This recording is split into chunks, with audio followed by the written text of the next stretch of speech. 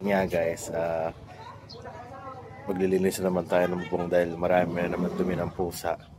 So ayan guys, kung meron kayong mga tips dyan kung paano hindi dumumi yung mga pusa sa bubong, so i-comment nyo lang guys. Nakapag-try na rin nga pala ako ng ganito guys.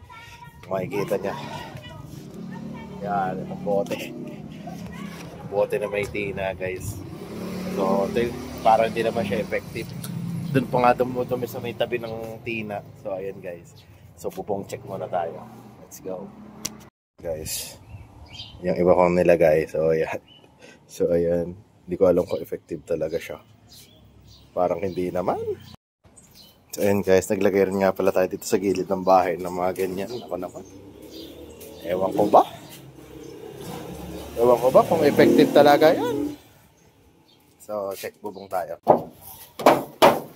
Bubong check na naman. Aray ka. Bubong check.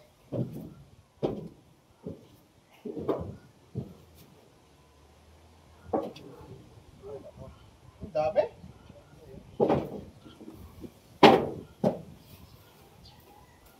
Yan guys, dito tayo sa likod. Makikita nyo ang daming pasintabi na sayang, ang dami. So wawalisin muna natin guys. Then lalagyan natin ng anti-pusa. So let's go.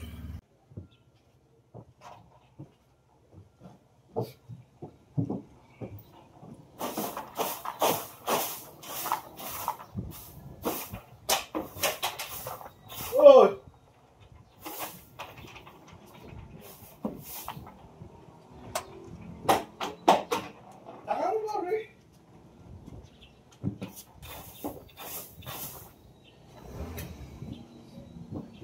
Bubong check.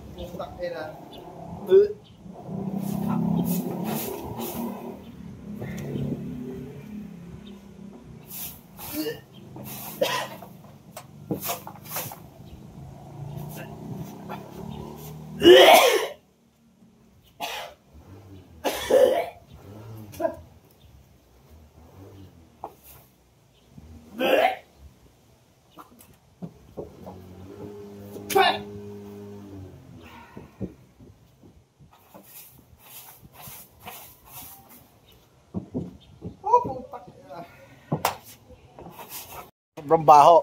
Grabe guys, sobrang baho. So, lalagay tayo ng Sunrox para mawala yung daw. Diri.